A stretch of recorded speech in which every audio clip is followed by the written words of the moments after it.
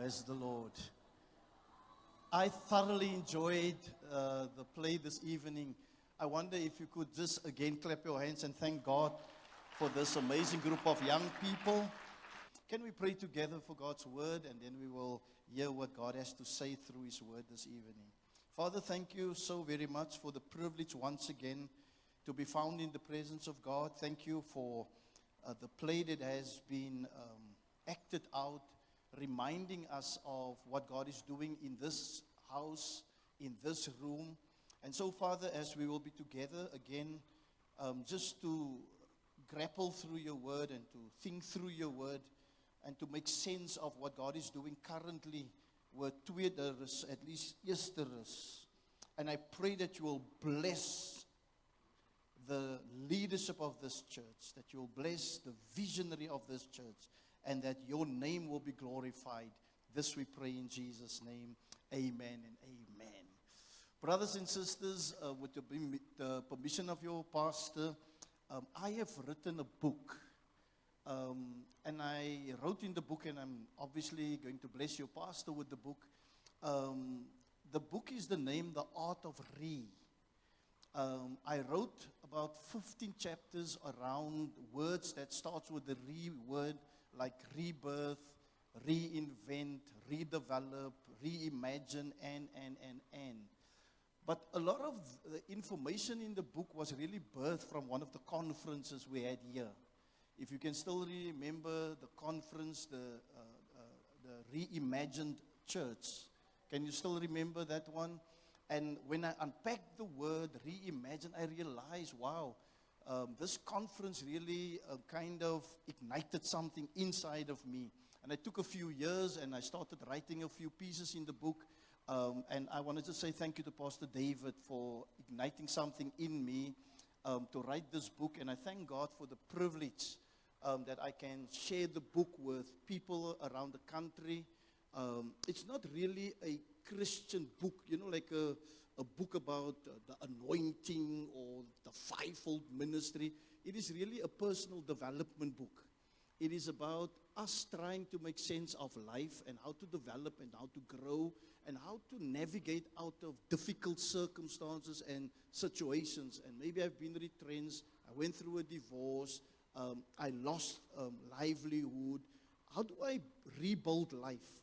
And it's from that premise that I wrote the book, and I hope it will be a blessing to your pastor. Thank you very much, Pastor David, for igniting something inside of me. Kan ons die Here dankie sê? God bless you, sir. Thank you very much. So don't underestimate being in the presence of God. Want die Here kan goed is hier sê wat in jou gees en iets wakker maak om jou te vat na die volgende in jou lewe. Amen. So tonight I want to talk around the topic, embrace the transition. Kan jy tog vir iemand langs aan jou sê, embrace the transition? Kan jy vir iemand anders in Afrikaans sê, omhels die oorgang? Amen. And I pray that as we will talk through this tonight, that you would again hear God speak. I've got a real simple scripture. I wish I had time to unpack the text in the context of the story, but due to time constraints, we won't be able to do that. But I want to read with you from Genesis chapter 32, verse 28. And the scripture I'm reading is just a basic scripture to unpack what the Lord has asked me to talk around. The Bible says, and he said, this is now God speaking, and God said, your name shall no longer be called Jacob, but Israel. Your name will not be called Jacob anymore, but your name will now be called Israel. Jacob, I'm going to transform your name.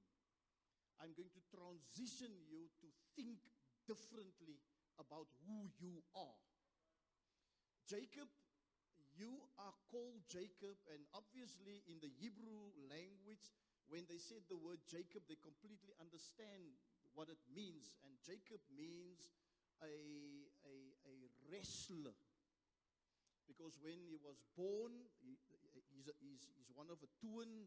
He was grabbing to the heel of his brother, and there was a wrestle in terms of who's going to come out first.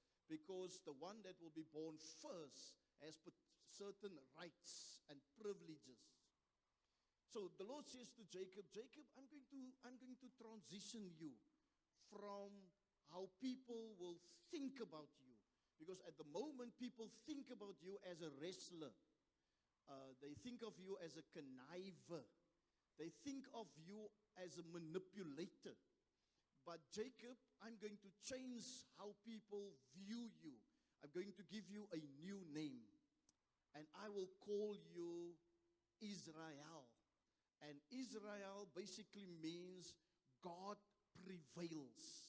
So now God is saying to Jacob, when you say your name, Israel, it will say something different about you.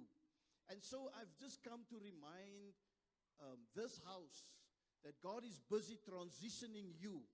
And you're going to have to think differently about who you are.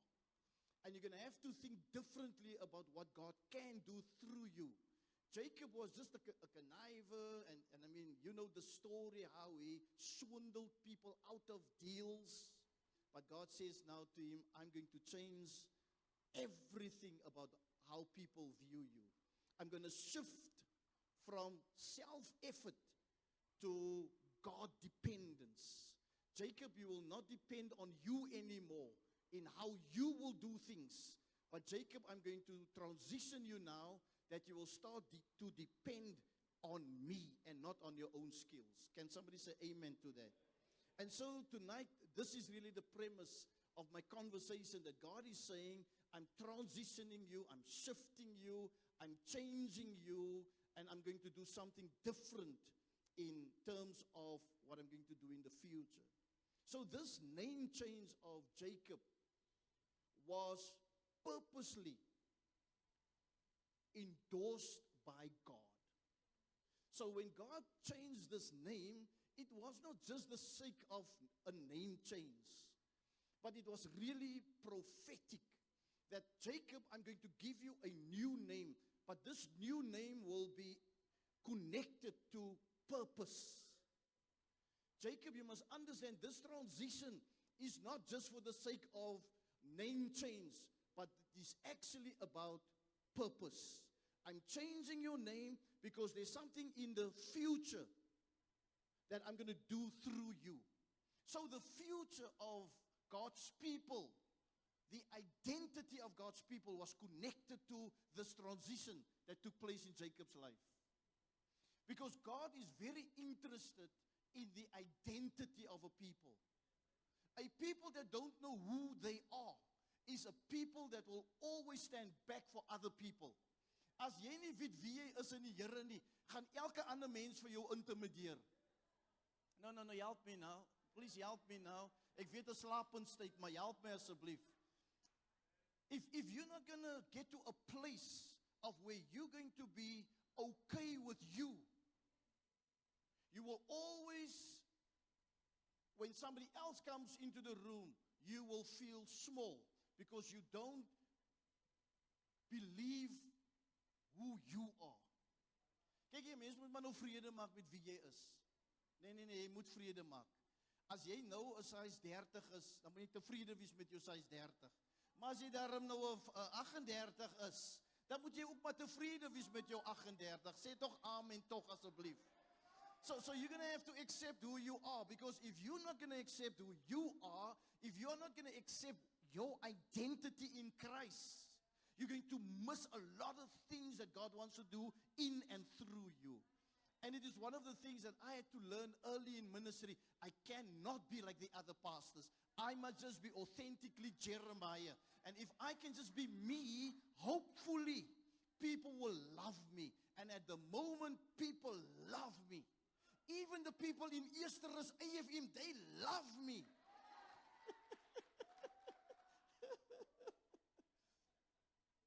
So one has to get to that place where you understand your transition is connected to your identity. Because the transition was not a human effort, but it was a redemptive declaration by God. And so I'm really sorry that I'm bottering up your pastor, but your pastor is really a man of God. het 'n kotbroek aan vanaand, hy is kaalvoete in die kerk in, maar hy is regtig 'n man van God. Hy is nie diep nie, hy is nie intelligent nie, hy kan nie eens reg Engels praat nie, maar ek kan vir julle een ding sê, die is 'n man van God. Want hy verstaan wie hy is. Hy voel nie geïntimideer deur ander mense nie, want hy het homself gevind in die Here in. And so you have to understand what's happening currently in this house. It is not just a God-fearing leader that has heard from God, but it is all connected to God's redemptive purpose for this church. In every generation, God raises up a redemptive leader. A leader that would redeem the people. And in the Old Testament, there was the kinsman redeemer. A person that was raised up by God in a family, in a tribe. God blesses that person with resources, and that person becomes the redemptive person for the family. And you can look at any family. Die Here rig altyd iemand op in 'n familie om daai familie te ondersteun en om daai familie uit krisis uit te kry. Kan iemand tog amen sê? And so when we think about transitioning, it is really about God redeeming the people. And so when it comes to redemption,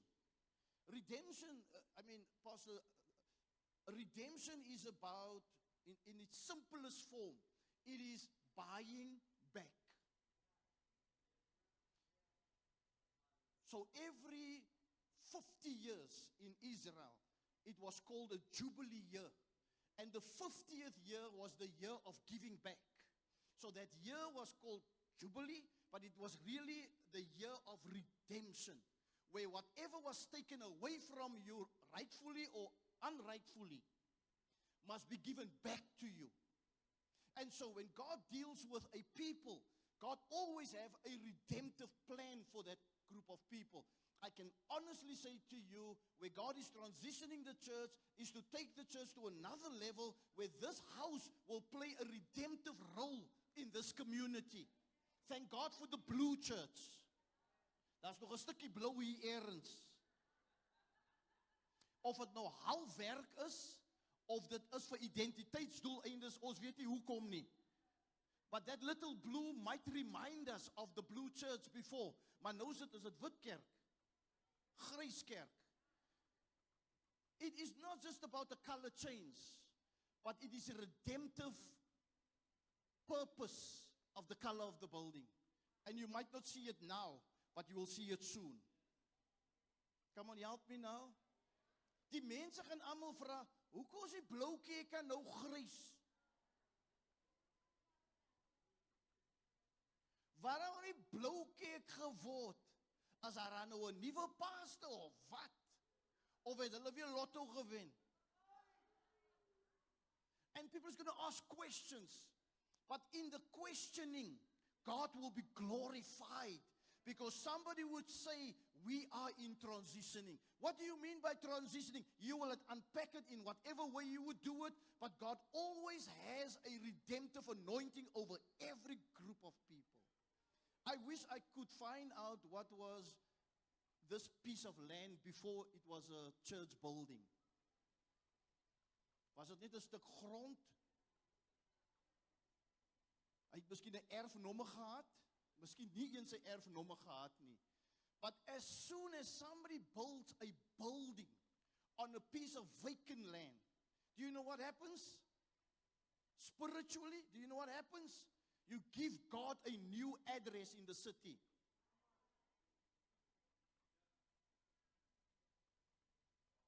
Because never before there was a need for rates, a need for water payments, a need for insurance, and the list goes on.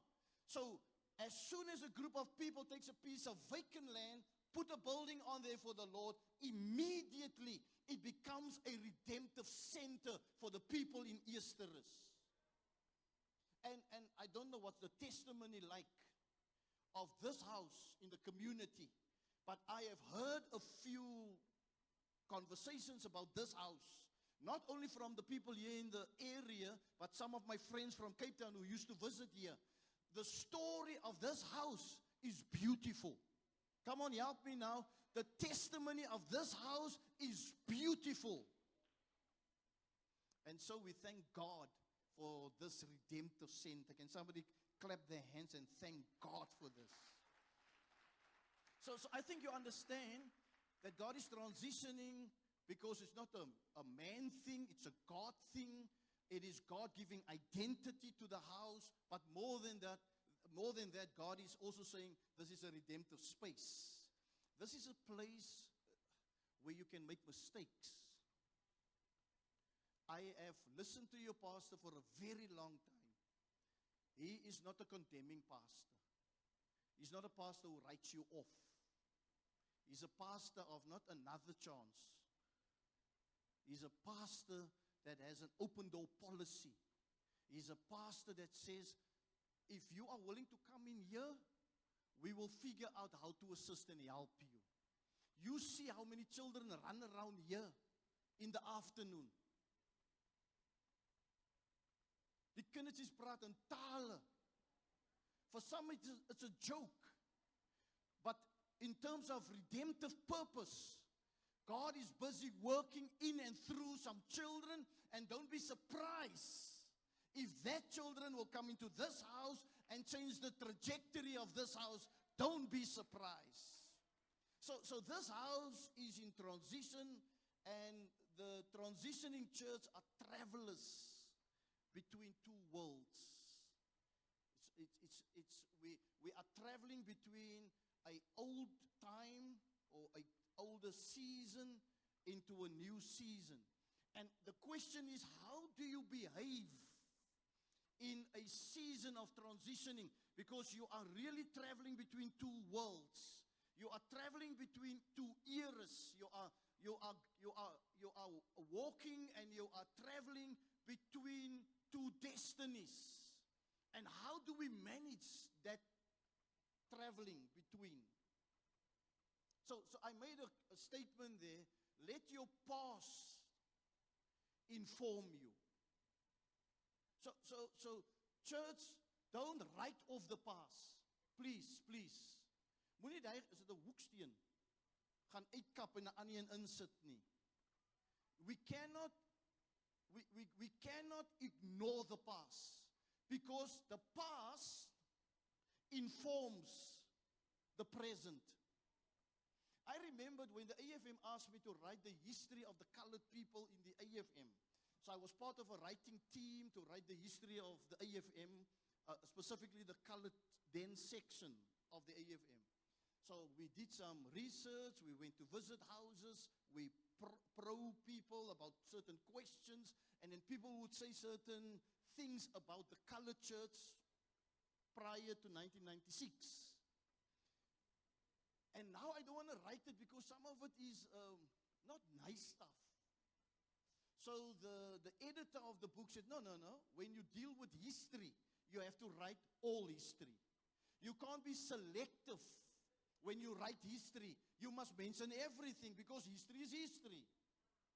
And so we must be very careful that we don't erase the past, because the past is important so that we can understand tomorrow. And a people that will just move things around without having an institutional memory is a group of people that will lose quite a bit. Nee, help my nou. Ek weet ek praat nou snaakse Engels. But we need to understand, to anything in a building or in a DNA of a group of people, there is history to it. And you cannot just wish the history away. But you must actually stand on history. Because history actually elevates you, because you can see a little further. And so we're going to have to say, thank God for the past, which informs us. But we must also not allow the past to define us. We thank God for the past, we learn from the past, but we don't live there. Amen? We thank God for where we come from. And what we have experienced yesterday and yesteryear it will help us to appreciate what God is going to do tomorrow. So let your future call you. Let the future call you, but not distract you. Because some people are so futuristic that they don't enjoy the journey. Hulle wil net trou. Ek soek 'n ridder op 'n wit perd. En in die meantime is daar 'n paar ander klein ponies. Wat ook wit is, maar jy soek mos 'n perd. And you miss the other little ponies around. Okay, that's miskien 'n dom voorbeeld, but all right. Let it be.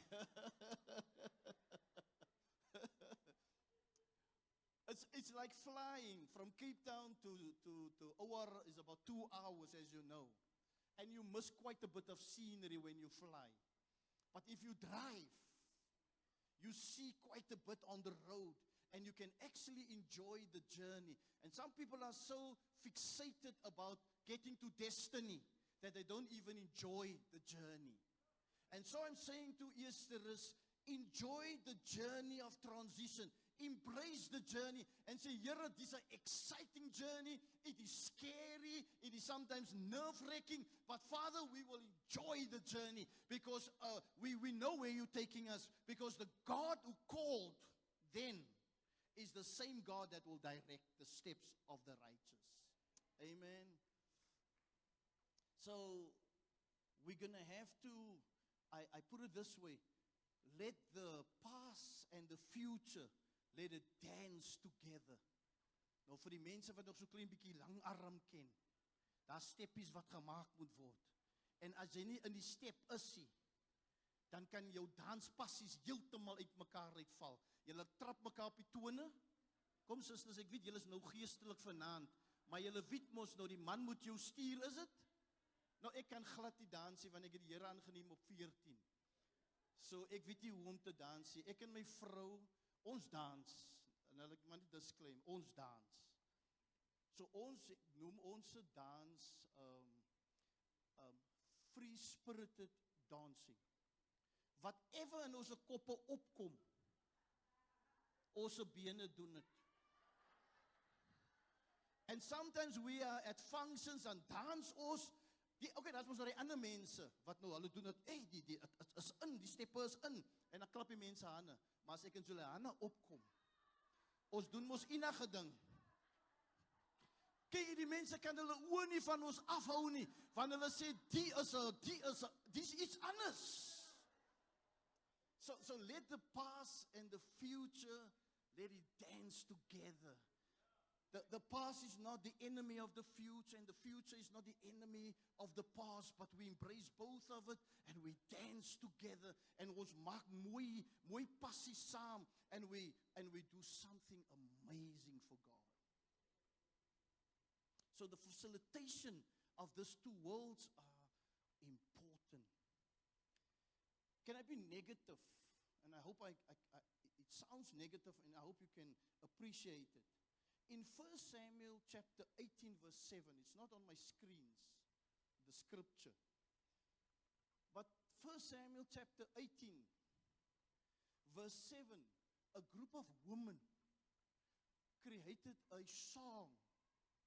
You can go read it in 1 Samuel chapter 18. A few ladies created a song after David came from the battlefield, killing Goliath. The lines of the song is simple. It's about 2-3 lines. And the lines is so misleading. The lines sound so right, but it doesn't sound right if you listen to the lyrics of the song. To say, Saul killed 1,000. Ek weet nou nie 'n beat hier so nie. But David killed 10,000. Saul 1,000. David 10,000.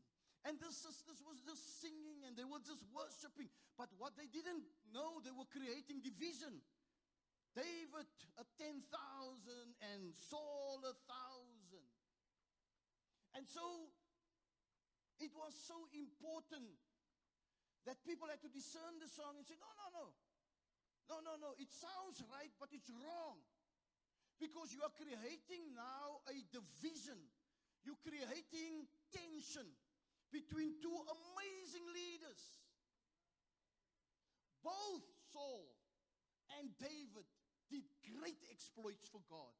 But now there's a group of sisters that says, oh, thank God for Saul, but yesterday the new kid on the block, he's the man. And Saul is a nobody. And so we must be careful that we don't play the two people off against each other, the Saul and the David. But we must make sure that we figure out how can we dance together. And if you study the story, it was actually a horrible story. Because at one stage, Saul wanted to kill David.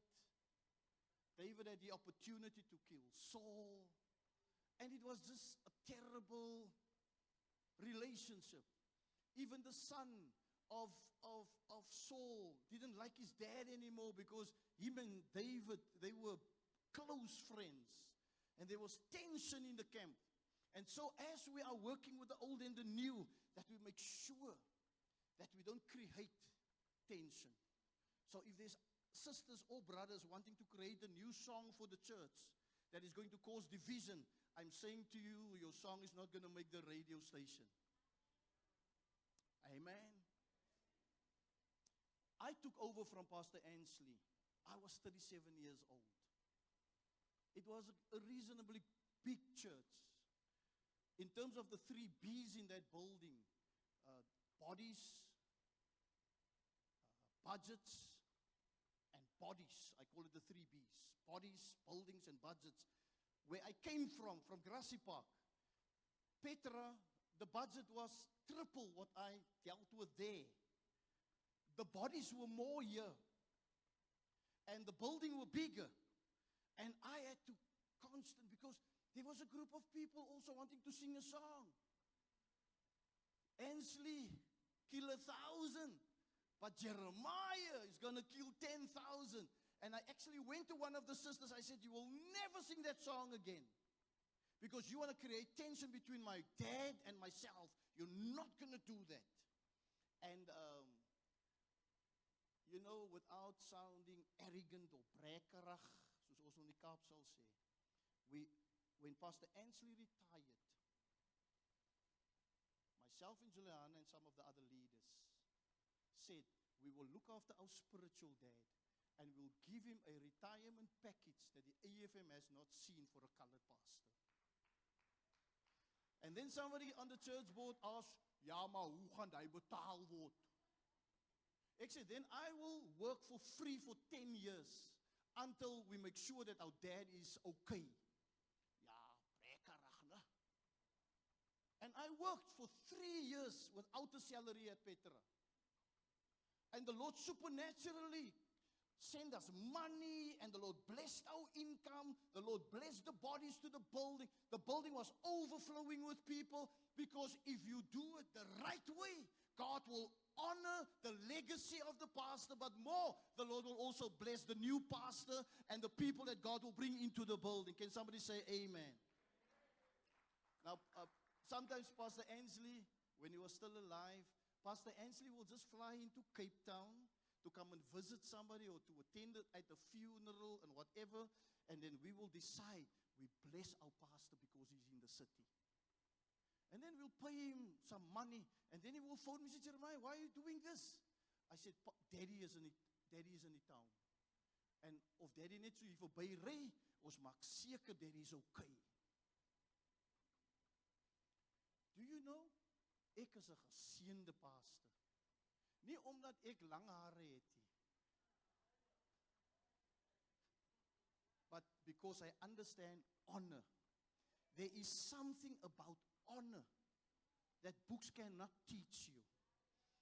My vrou het my nie gehonor nie toe ons so nietlings getroud was nie.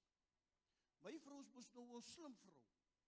Sy wil op my kop sit en vir my hiet en gebied. Toe sê ek nie, gaan aan, jy sal sien hoe swaar kry jy.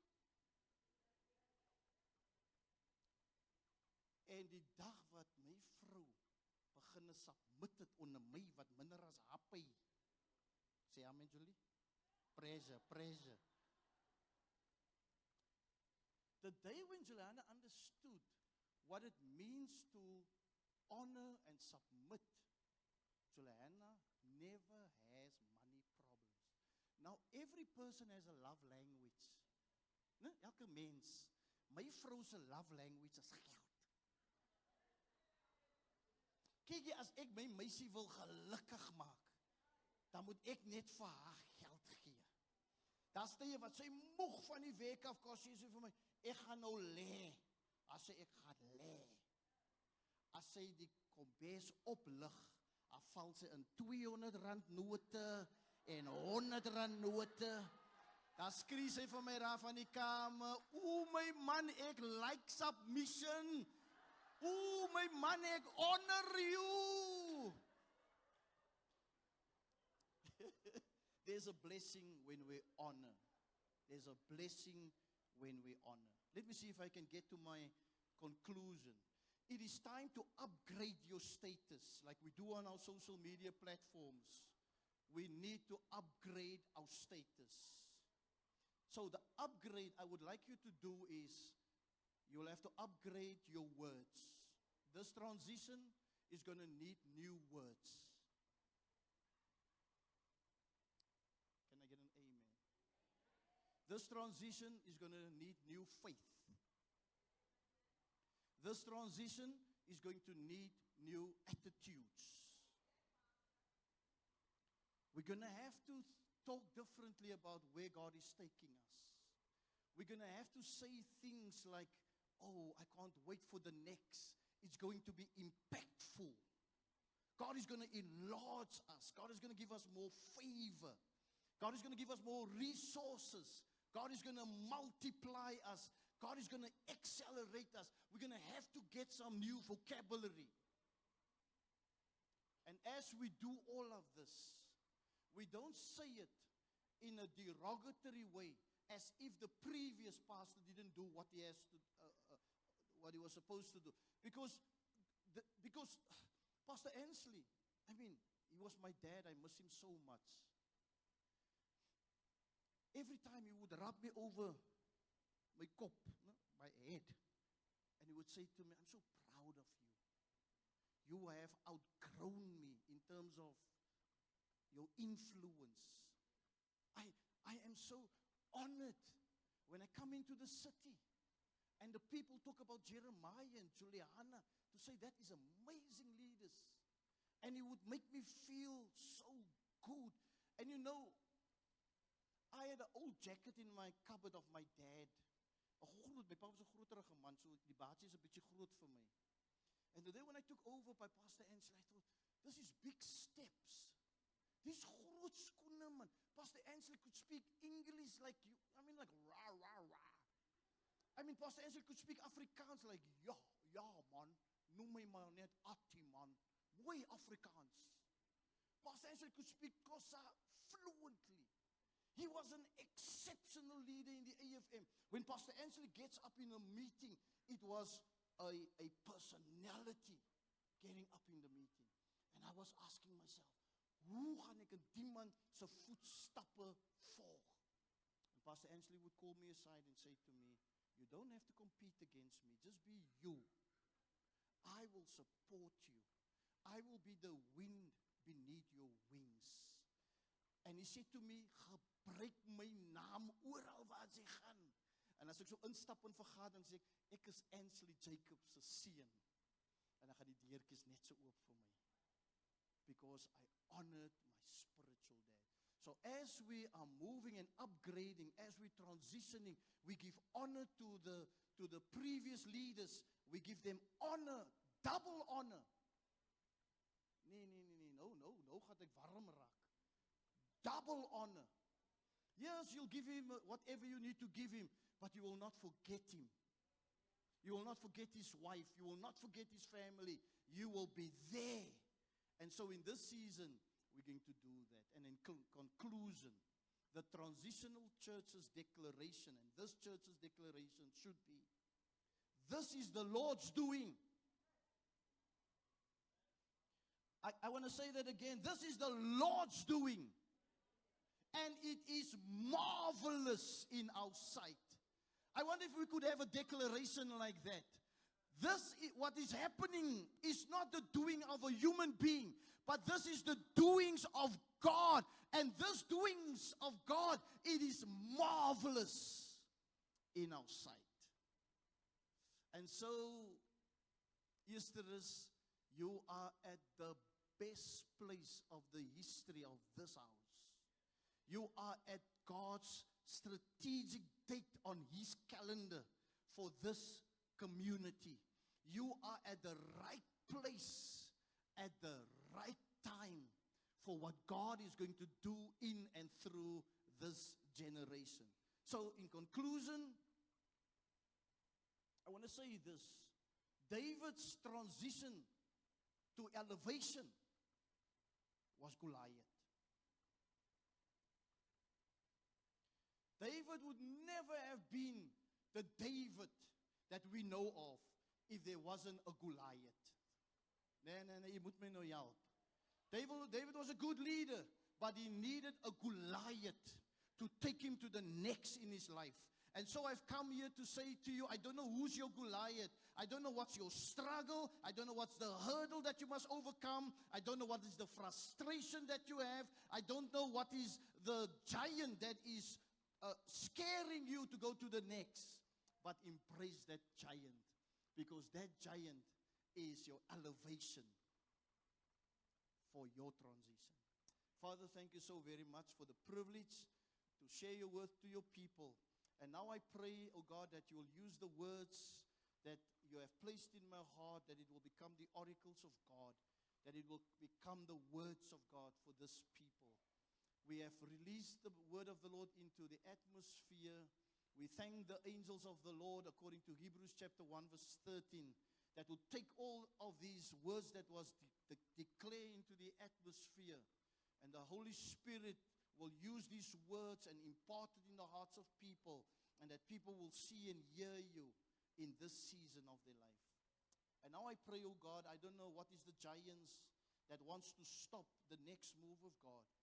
But I pray tonight that somebody will understand the giant, the difficulty, the challenge is actually